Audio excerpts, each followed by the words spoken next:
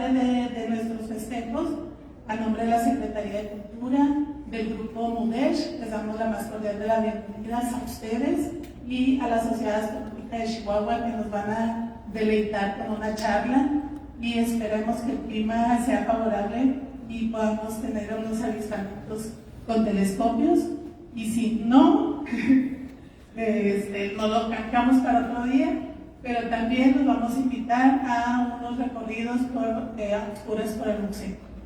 Bienvenidos.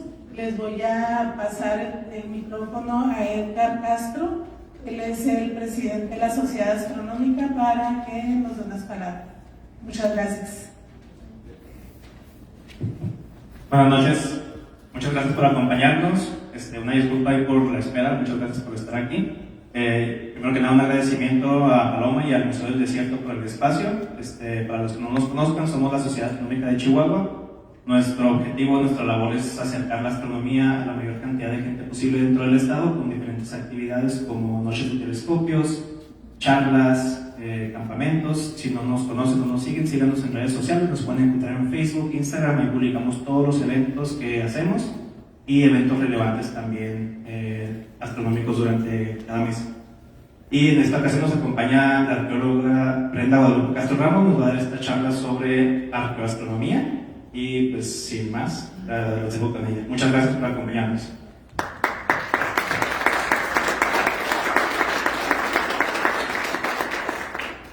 Hola, buenas tardes. Yo igualmente quiero agradecer a los organizadores de este evento, a la Sociedad Astronómica de Chihuahua y al Museo del Desierto por facilitar estos espacios para la realización de estas pláticas, de estas charlas de difusión. Mi nombre es Brenda Guadalupe Castro Ramos, soy arqueóloga egresada de la Escuela de Antropología e Historia del Norte de México, y pues les traigo esta charla titulada Mirando al cielo, la arqueoastronomía como herramienta para entender a las sociedades del pasado. ¿Sí me escuchan mejor? Es que sentía que se entrecortaba.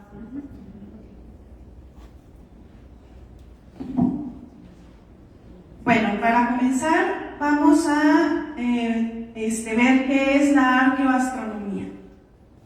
Y para contestar esta pregunta, vamos a retomar el planteamiento inicial del título de la presentación o de la charla, que es mirar al cielo.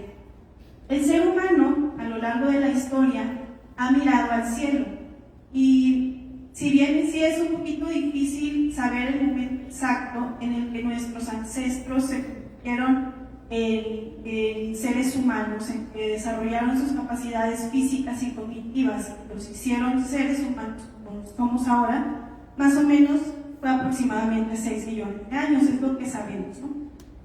Y desde entonces ha mirado al cielo, y la evidencia material la tenemos en estructuras como la que vemos en la imagen. Los primeros registros con los que contamos de la observación astronómica y del conocimiento de los astros sobre el resto de las estrellas en el cielo lo tenemos en Mesopotamia. Lo que está aquí en la imagen es el Zigurat de Ur.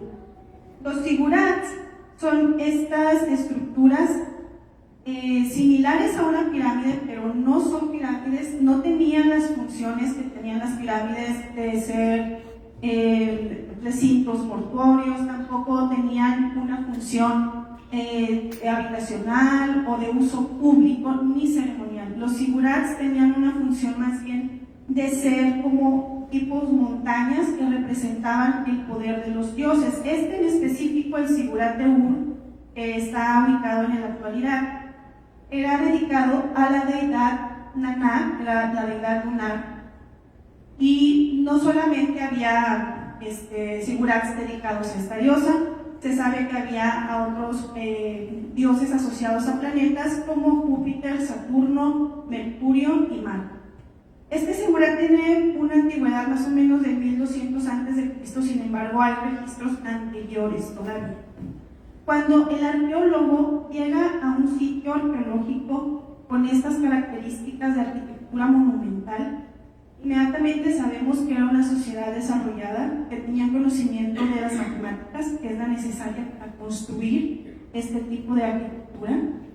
Y también, a base del registro, sabemos que tenían conocimiento astronómico. La arqueoastronomía, entonces, es la disciplina que estudia cómo las sociedades del pasado entendían los fenómenos astronómicos y el papel que jugó el conocimiento del cielo en su cultura. Es importante aquí señalarles que la arqueoastronomía es solamente un enfoque para comprender a estas sociedades. El arqueólogo puede utilizar o hacer uso de varias disciplinas. La arqueología es interdisciplinaria. Podemos utilizar, por ejemplo, la astronomía, si queremos saber cuál era la relación de la cultura que vivió en este lugar con los fenómenos del espacio, su conocimiento astronómico. Pero, por ejemplo, si el arqueólogo quisiera saber cuáles eran las condiciones de salud, de enfermedad de las poblaciones antiguas, a lo mejor utilizaría la biología y ya sería la bioarqueología la presente. Esto es nada más para señalarles que la arqueoastronomía no es el único enfoque que utilizamos los arqueólogos para comprender a las sociedades del pasado. Bueno, ahora que ya conocemos qué es la arqueoastronomía, estamos familiarizados con este concepto, vamos a ver por qué es importante estudiar a las sociedades del pasado desde una perspectiva astronómica o desde la astronomía, ¿sí? Arqueoastronómica. Vamos a ver cuáles eran las funciones del cielo de las sociedades antiguas. Uno de los principales usos o para lo que les servían las sociedades del pasado era para poder desarrollar calendarios agrícolas. Aquí tenemos, por ejemplo, el calendario maya, el Solquín, que era un ciclo de 260 días, y aquí lo vemos representado en el Códice de Madrid. Este calendario era 20 días que se combinaban con 13 números, no estaba organizado por meses como ahora, sino que era un conjunto de los 20 días que los podemos ver aquí, cada uno de estos puntos, y aquí los 13 números con los que se estaba combinando. Cada uno de estos días tenía un nombre en específico. Aquí vienen los días de la trecena porque eran 13 para ellos. Este calendario luego fue adoptado por los mexicas. Ellos le pusieron otro nombre. Aquí para los mayas era el Solquín, para los mexicas era el Tonalpuhualli, y ellos también, los mexicas, tenían su propio calendario de 365 días, que ese sí era un calendario solar. Este calendario ellos lo utilizaron más con fines rituales, y el calendario de 365 días eran 18 meses de 20 días, más propiamente llamados veintenas, y se combinaban ambos calendarios. Al final de esos 18 meses de 20 días, sumaban 360 días y se le agregaban 5 días más.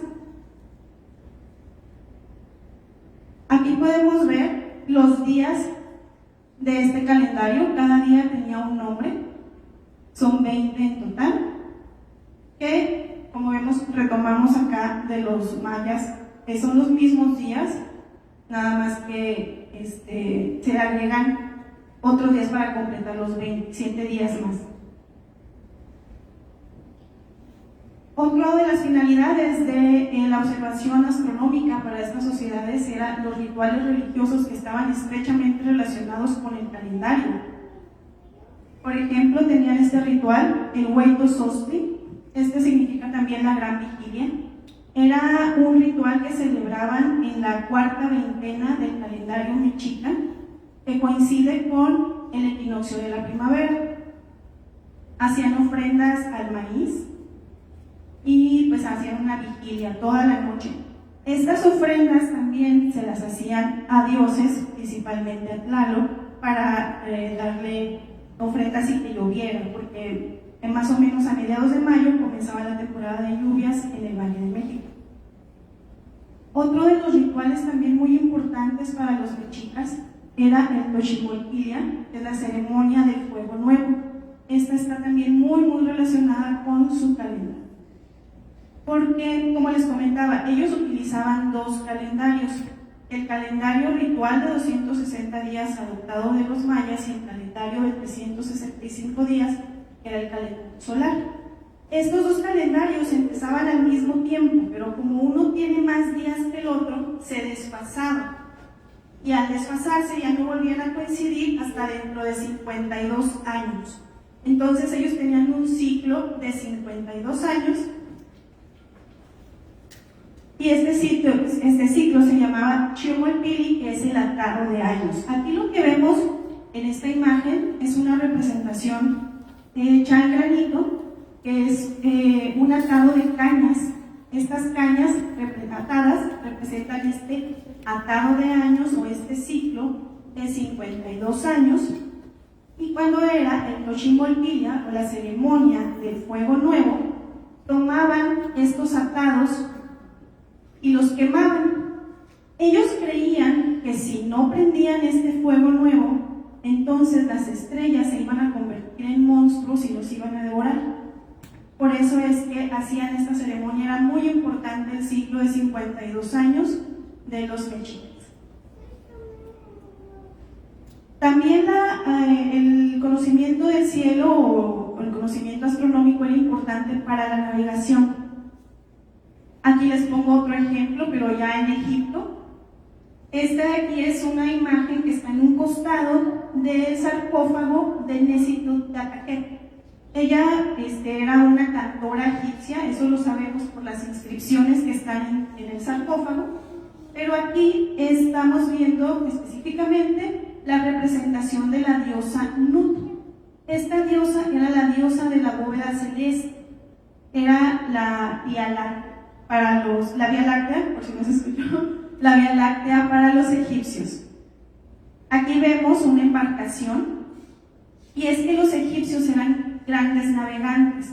No únicamente navegaban en el Nilo, los egipcios navegaban por todo el Mediterráneo y ellos se guiaban por las estrellas. Aquí vemos otra representación un poco más clara de la diosa Nut. Era la bóveda celeste que estaba sobre ellos. Con esto sabemos que ellos miraban el espacio, tenían conocimiento del cielo y de las estrellas. Y pues otro ejemplo de la astronomía aplicada en la navegación es el mecanismo de Anticitera. No sé si alguien haya visto la última película de Indiana Jones, que salió ahí hace como 1 año y medio, 2 años. En esta película se trata de este mecanismo de Anticitera, nada más que no era una máquina del tiempo, como lo menciona en la película, era un instrumento de navegación muy complejo. Era una computadora mecánica que constaba de 30 discos como este y se combinaban para predecir la trayectoria de eclipses, de estrellas. Y esta es una recreación de cómo pudo haber sido este artefacto. Se llama mecanismo de Anticitera porque fue encontrado en la isla de Anticitera a principios del siglo XX. Lo encontraron en los restos de un naufragio, más o menos es del año 150 a.C.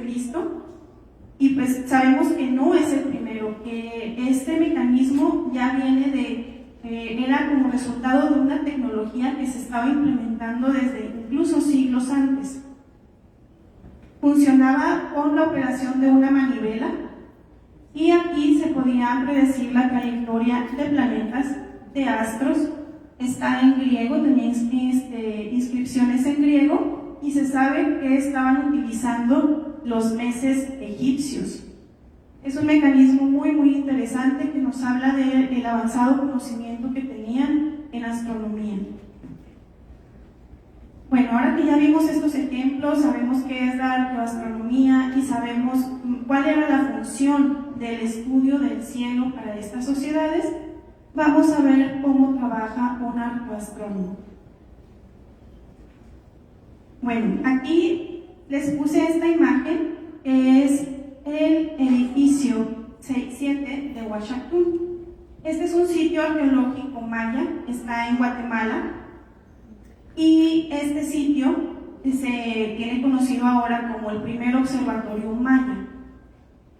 Cuando un arqueólogo llega a estos sitios, como ya les comentaba ahorita, de arquitectura monumental, se sabe que tenían ciertos conocimientos porque están orientados hacia la salida o la puesta del sol. Entonces tratamos de averiguar cuál es ahí la orientación que tienen, si hay relación con fenómenos astronómicos. Y generalmente lo que tenemos a la mano siempre es nuestra brújula y con esta trabajamos. La brújula pues no es algo pesado, lo podemos traer en la bolsa, y cuando ya es un proyecto que es de larga duración o de mayor presupuesto, pues podemos utilizar otro tipo de artefactos ya un poquito más especializados, como pueden ser extracción total y bueno, incluso softwares también para la recreación. Ahorita los vamos a ver un poquito más adelante. Entonces, en este edificio 7 de Huachactún, en Guatemala, lo que notaron los arqueólogos es que estaba orientado hacia el movimiento anual del Sol entre los puntos extremos de los solsticios. Aquí lo podemos ver un poquito más claro. Desde la entrada del templo de observación de este edificio, se puede ver, cuando miramos al edificio 1, el solsticio de verano, también se puede ver el solsticio de invierno, y en el edificio 2 o el templo 2, el equinoccio. Están orientados. Esto no es casual. A veces podemos decir, es que puede ser la casualidad de que está puesto el edificio de esta manera y se van a ver el sol al momento de que amanece en el solsticio o en el equinoccio, pero no es algo casual. Esto es algo que es premeditado. Ellos lo hacían con toda la intención, tomando sus mediciones. Eran grandes astrónomos los mayas, y ahorita vamos a ver un poquito más de esto, unos otros ejemplos más.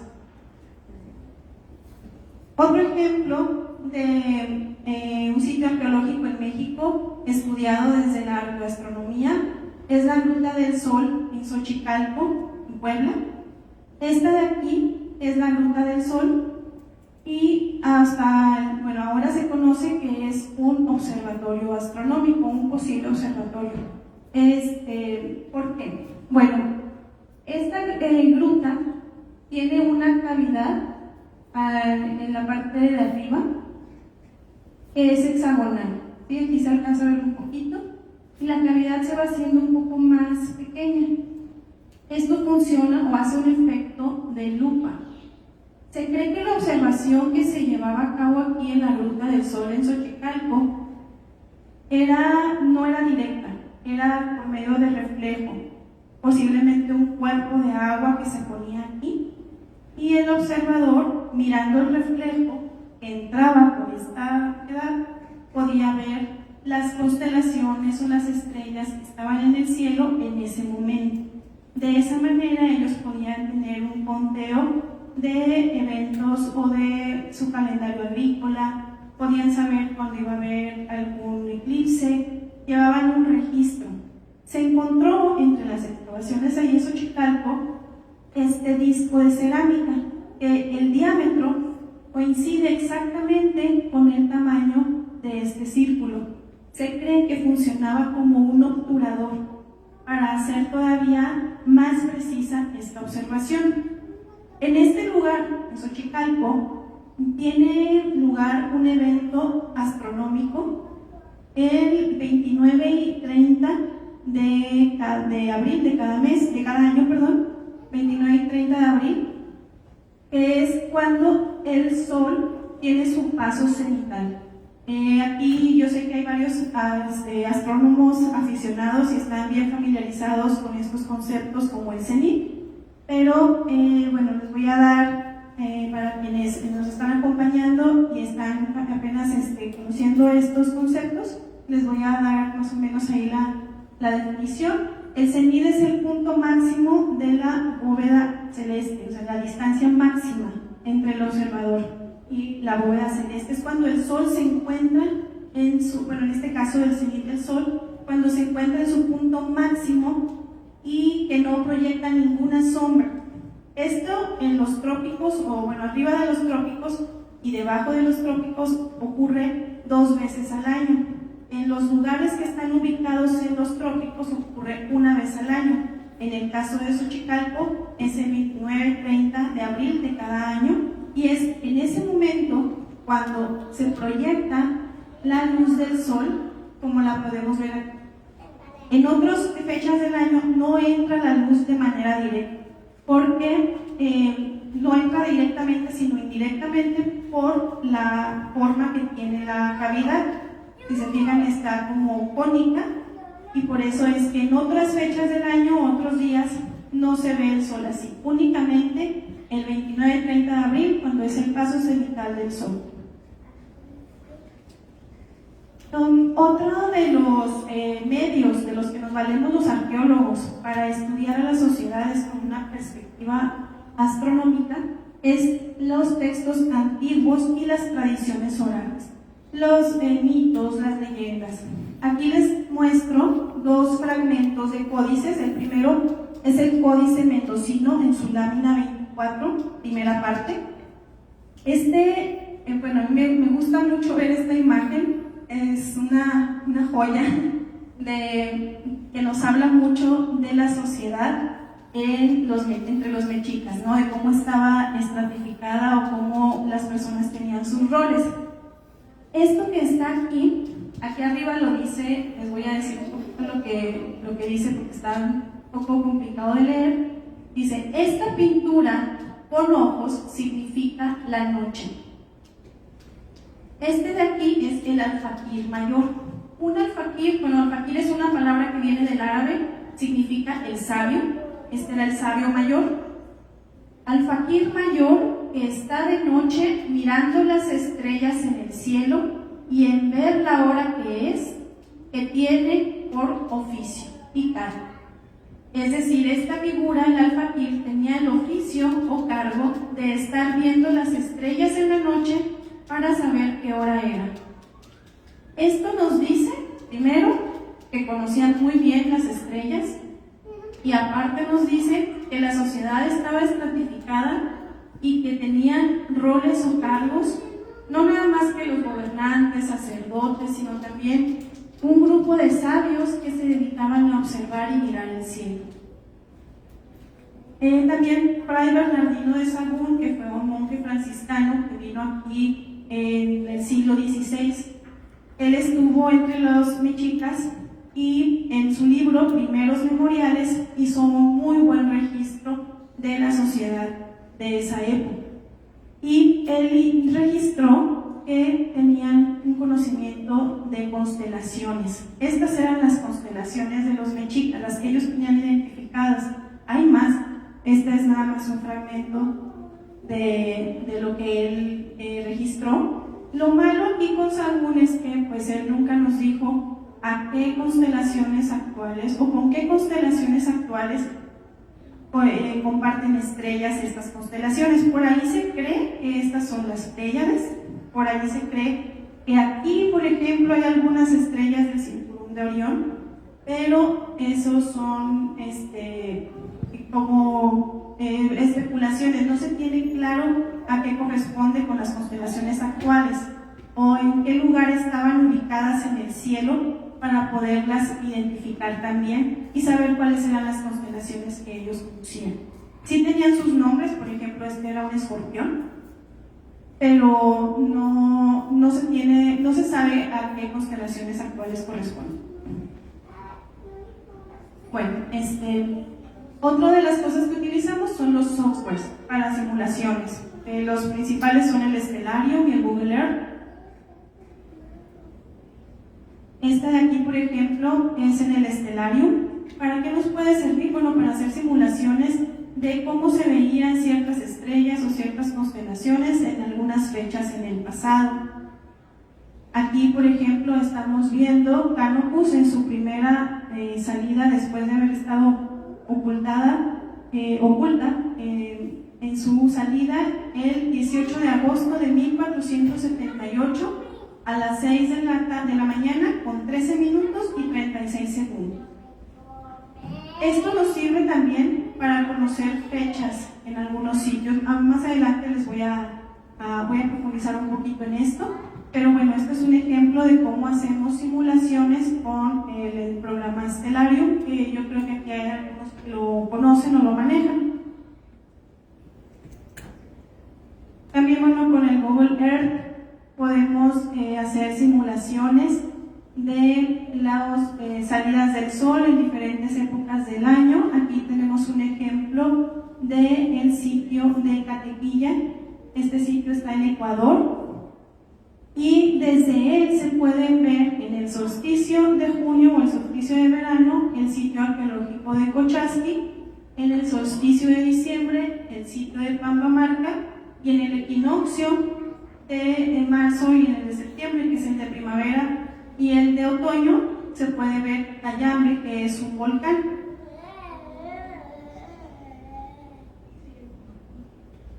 Bueno, aquí tenemos una imagen un poquito más clara de Catequilla, que es este círculo.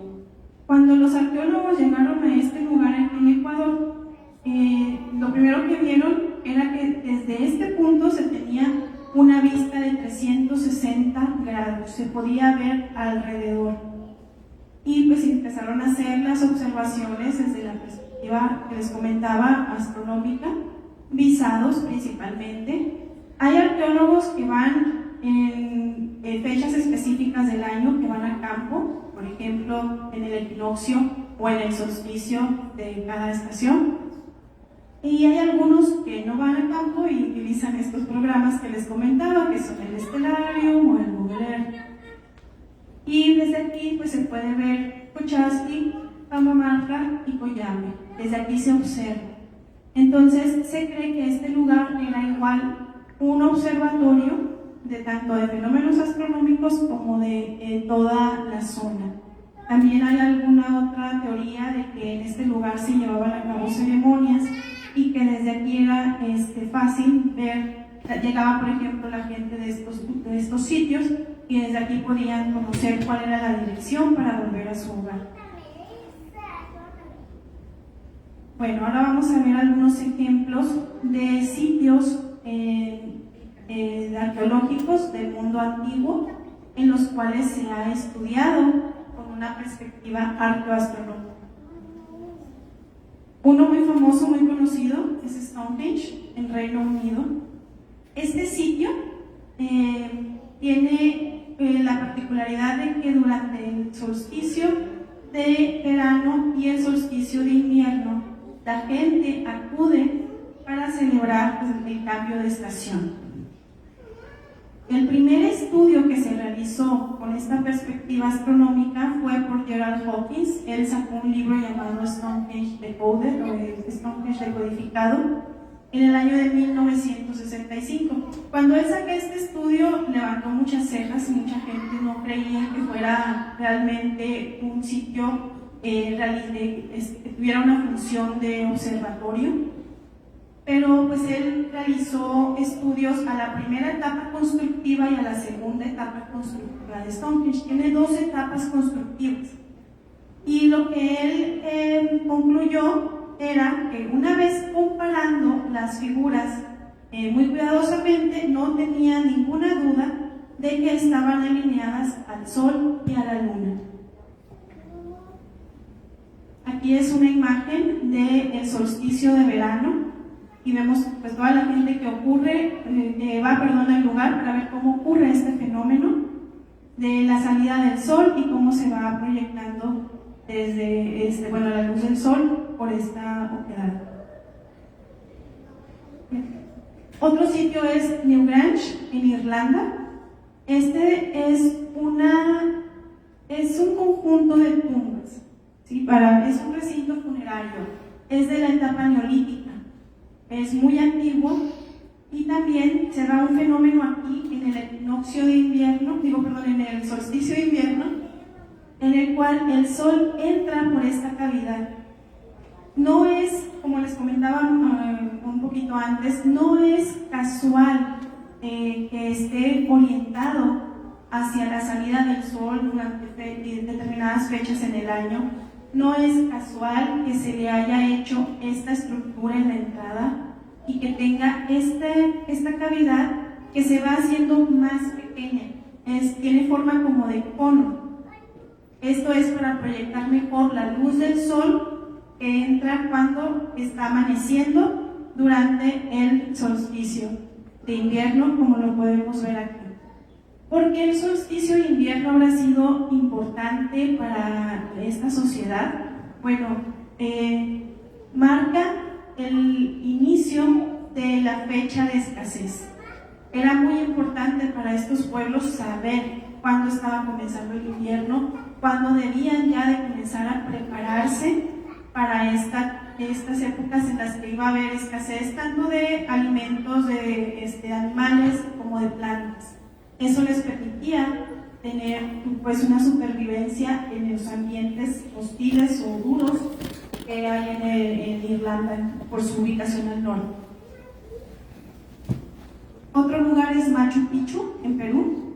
Este es el monolito de Intihuatana y es una piedra con un monolito porque está hecho en una sola roca. Está tallado sobre una sola piedra y tiene varias como oquedades que van a proyectar sombras diversas.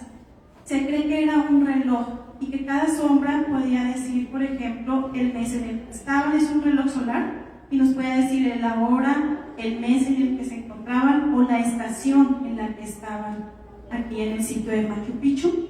También igual se ha estudiado desde esta perspectiva arqueoastronómica y por eso la mejor interpretación que hay hasta ahora es que se trataba de un reloj solar.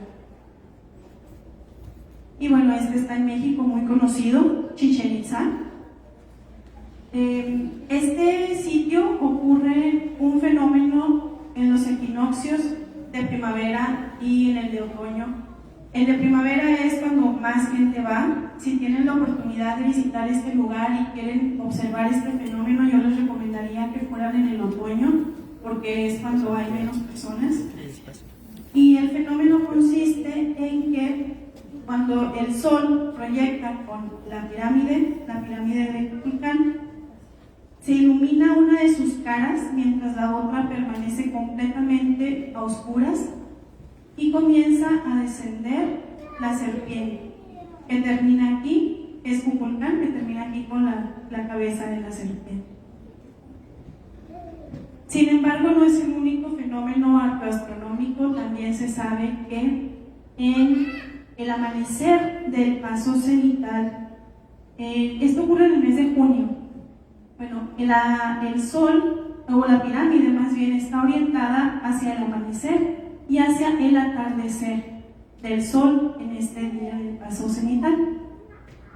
Aquí lo vemos, planta arquitectónica del castillo, que también se le conoce a esta estructura, con desviación de 22 grados con 30 minutos respecto al norte verdadero. Esta es la imagen del equinoccio de primavera aquí en Chichén Itzá. Y otro sitio es Paquimé, aquí en Chihuahua. Algunas personas saben que existe este montículo, el montículo de la Cruz. Hay quienes no lo han visitado a pesar de estar en Paquimé porque está un poquito más alejado de la zona principal arqueológica. Está dentro del mismo sitio, pero un poquito más alejadito. Y también este montículo de la Cruz tiene su orientación al norte, sur, este y oeste. Aquí es importante comentarles que si lo vemos ahorita desde el espacio ya parece que su superficie es muy irregular. Hay que recordar que la arquitectura de Paquimé pues es arquitectura de tierra, ya está muy erosionado. Posiblemente cuando se construyó este montículo sí estaba muy bien definidas cada uno de sus lados, se han ido cayendo y erosionando y pues se han ido pues conservando un poco, pero de todas maneras es la arquitectura de tierra que desaparece o se erosiona muy fácil. Aquí la teoría es que este lugar era igual un observatorio astronómico.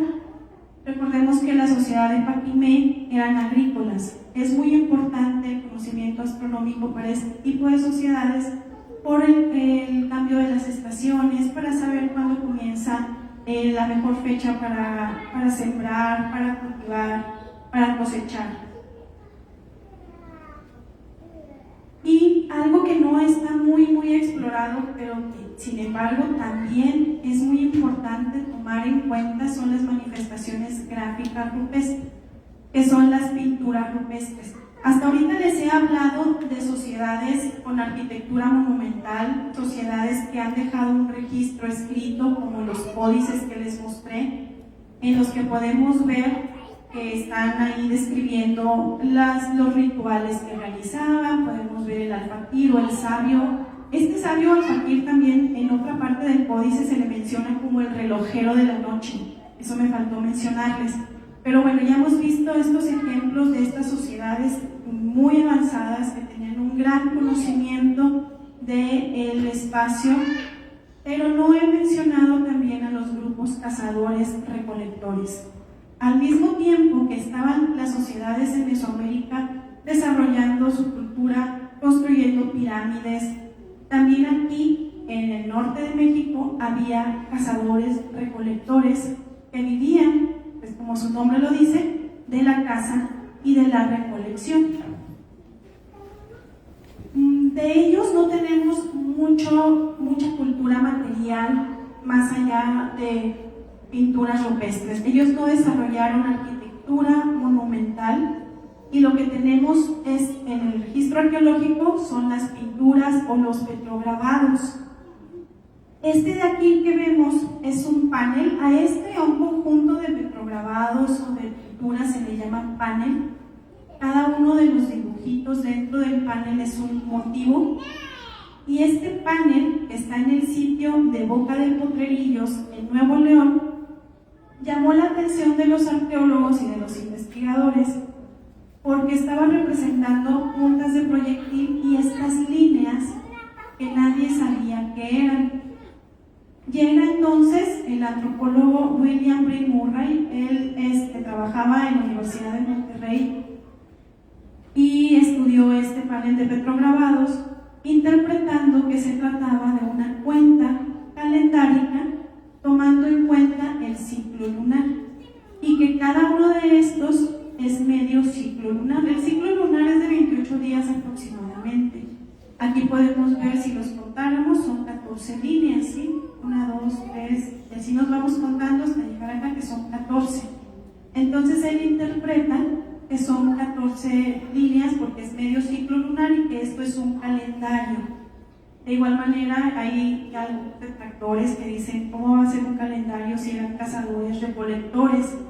Pero yo les digo, desde mi perspectiva, estos grupos nómadas tenían un conocimiento astronómico incluso superior al que tenemos nosotros ahorita, la mayoría de las personas en la sociedad actual.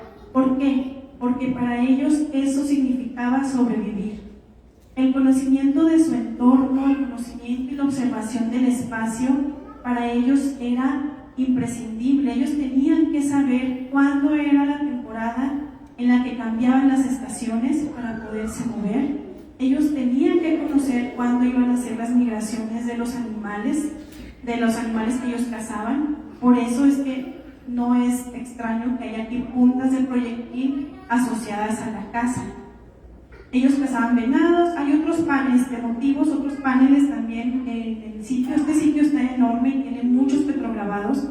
Hay otros paneles con representación de cacería donde están cazando venados. Entonces se sabe que esto era lo que ellos cazaban y sí es muy posible que esta interpretación de William Murray sea correcta.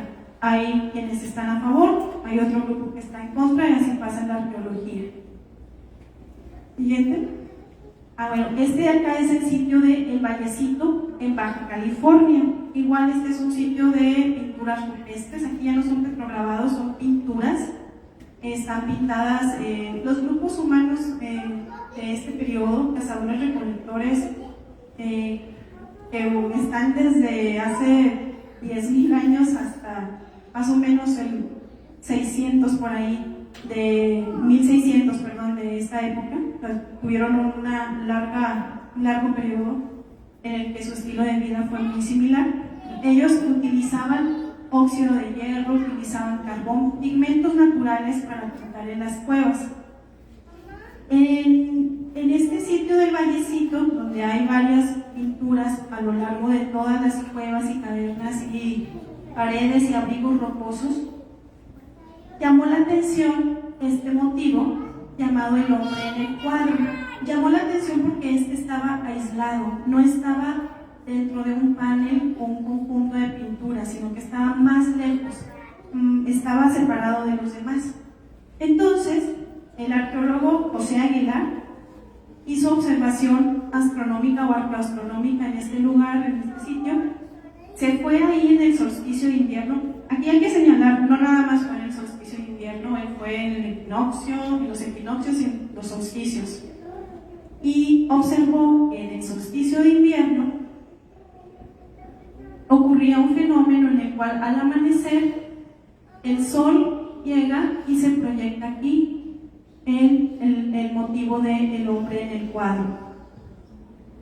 Y igual, les digo esto, cuando estamos hablando de pinturas rupestres o de arte rupestre, manifestaciones gráficos rupestres, por dicho, es nada más teorías o hipótesis porque no tenemos el registro escrito como con las otras sociedades que desarrollaron escritura y que tenían arquitectura monumental. Aquí solamente son teorías, son hipótesis, pero como ya les comentaba, es muy posible que sí hayan tenido marcado el inicio del invierno, porque como les comentaba, para ellos el invierno era la temporada de escasez. Ellos tenían que saber cuándo comenzaba para poderse trasladar a otro lugar o para resguardar el alimento y racionarlo por el resto del invierno. ¿Siguiente? Bueno, entonces, hasta aquí ya vamos a terminar. Traté de ir un poquito rápido para no interferir también con los tiempos del evento de observación astronómica que tienen ahorita, pero sí vamos a tener un espacio de preguntas y respuestas. Pero bueno, ya para terminar, vamos a recapitular. Entonces, ¿qué revela la arqueoastronomía? ¿Qué nos dice a nosotros como arqueólogos sobre las sociedades del pasado? Bueno, nos ayuda a conocer fechas probables de uso o construcción de los sitios. Hay algunos sitios arqueológicos en los cuales se menciona el paso de un cometa o se menciona un eclipse, que tal evento ocurrió la misma noche que hubo cierto eclipse. Entonces, o se menciona, por ejemplo, tal estrella, una estrella que ahorita en la actualidad ya no es visible en ciertas fechas en ese lugar. Entonces nos vamos con estos programas como el Estelario o el Google Earth a hacer las recreaciones, el Estelario mejor, más adecuadamente, para hacer estas recreaciones y ver en qué periodo pudo haber ocurrido ese cometa y saber una fecha estimada o tentativa de la ocupación de ese sitio. También nos ayuda a conocer el significado simbólico de los espacios. Podemos saber en ese sitio arqueológico, por ejemplo, ahorita les ponía el ejemplo de Paquimé, podemos saber que en Paquimé el montículo de la cruz muy posiblemente estuvo relacionado con actividades ceremoniales y de observación astronómica. También podemos conocer las relaciones de poder, de religión que había en ese lugar y astronómicas también. Volvemos de nuevo al ejemplo del relojero de la noche o del alfajir, que nos da un indicio de lo estratificada que estaba la sociedad mexica, de cómo había ciertos roles o trabajos muy específicos, y podemos también reflexionar sobre qué diferentes eran esos trabajos con respecto a los que tenemos ahora. El hecho de que haya una persona que estaba específicamente asignada a observar el cielo y saber qué hora era viendo las estrellas. Entonces, también sabemos, por ejemplo, que había sacerdotes, que había personas que dirigían estas ceremonias y que había una clase gobernante. Entonces, todo esto lo podemos conocer cuando hacemos observaciones de los sitios o estudiamos a los sitios desde una perspectiva arqueoastronómica. Y bueno, esta es la presentación. Esto es todo. Y pues, si tienen...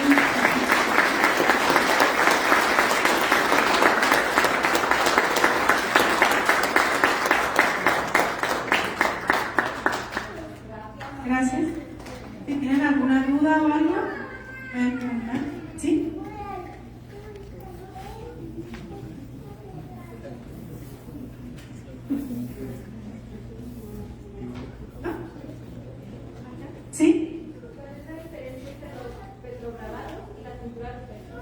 Bueno, los petrograbados están grabados en la piedra. Puede ser que están tallados, algunos se tallaban con otras rocas, se han encontrado incluso en los sitios arqueológicos con petrograbados las bolitas de óxido de hierro con los que se pintaba, y de otro lado las piedras con las que se tallaban. Se han encontrado como que asociadas a estos sitios de petrograbados las piedras con las que ellos estaban tallando. Esa es la diferencia: el petrograbado es tallado en piedra, no está dibujado, está tallado, y las pinturas rupestres están pintadas. Como les comentaba, puede ser con óxido de hierro, puede ser con carbón, y en algunos lugares se han encontrado incluso asociados estos pedacitos todavía del carbón, o lo que ellos empleaban para dibujar o para pintar. ¿Alguna otra pregunta?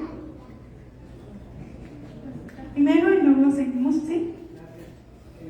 Parece que en tu presentación no incluiste la pirámide de Teotihuacán, pero tu nombre posiblemente una es el sol de la luna. ¿También tenía fines astronómicos? Bueno, esto de la pirámide del sol y de la luna, realmente no hay un registro que nos diga que ese era su nombre en la época prehispánica. Bueno, lo que traté de poner fueron como que algunos ejemplos. Hay muchísimos ejemplos a lo largo de en todo el planeta. Hay muchos ejemplos de sitios arqueológicos en los que se puede aplicar la arqueoastronomía. En las pirámides de Teotihuacán, por ejemplo, la llamada calzada de los muertos, hay alguna discrepancia y bueno, hay algunos arqueólogos que dicen que realmente esa calzada no existía y que realmente no estaba alineada como está ahora, sino que la hicieron después con fines turísticos. Hay quienes dicen que sí estaba, pero por ahí los trabajos que se realizaron en este lugar de Teotihuacán, pues sí, llegó un arqueólogo por ahí a mediados del siglo XX e incluso hizo detonaciones con dinamita en la pirámide del Sol para hacer una escalinata y demás. Entonces, estos nombres que tienen ahora del Sol y de la Luna, pues son con asociaciones que se ha hecho, no que sea astronómica, no tienen una relación astronómica de que por ahí salga el Sol o la Luna, sino que es el nombre que se le dio como para que se viera más bonito, tal cual. De nada. En su opinión, el edificio del Caracol de Chichén es el observatorio más completo que podamos tener en México. Bueno, el observatorio más preciso, bueno, no preciso, sino completo, de hecho es el de Xochicalco. Se cree que es el de Xochicalco por la manera en la que está hecha la estructura. Sí hay varias áreas en los diferentes sitios mayas que pueden haber servido como observatorio. El del Caracol, incluso hay quienes mencionan que ni siquiera, todavía está en duda incluso que haya sido un observatorio. Sí hay un fenómeno arqueoastronómico ahí, de hecho, pero sí hay quienes dudan que haya sido un observatorio, porque aunque está el fenómeno arqueoastronómico, hay otros observatorios mejores o más completos, otros lugares, otros sitios, no nada más en el área maya, sino en general, donde se puede observar mejor las estrellas. En el área maya, sobre todo, sí hay algunos otros sitios arqueológicos de donde se puede hacer una mejor observación, y sobre todo, bueno, desde cualquier lugar se puede observar el cielo. Aquí más bien es que exista, ya después de hacer las mediciones, después de hacer pesados, que sepamos con certeza de que hay una correlación con los fenómenos que puedan ser los equinoccios o las fenómenos astronómicos también, el paso de algunas constelaciones y demás. ¿Una otra pregunta? Bueno, pues si no, muchas gracias, y pues los invito a que pasen al evento de observación con telescopios aquí en el marco del Día Internacional de los Museos. Muchas gracias, un aplauso.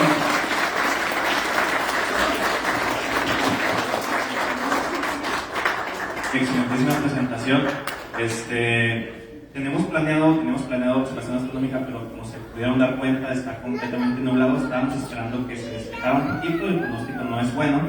Entonces, tenemos también por parte del museo el recorrido nocturno, recorrido a oscuras por el museo.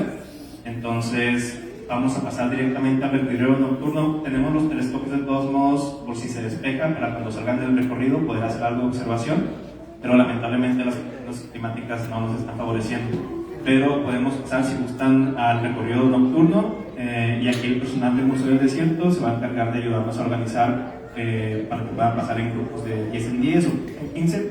Ellos se van a encargar de ayudarnos en ese aspecto. Muchas gracias por asistir. Los esperamos en próximos eventos aquí con nuestros compañeros y amigos del Museo del Desierto. De nuevo somos la Sociedad Astronómica de Chihuahua. Síganos en redes sociales para los siguientes eventos. Muchas gracias a todos ustedes.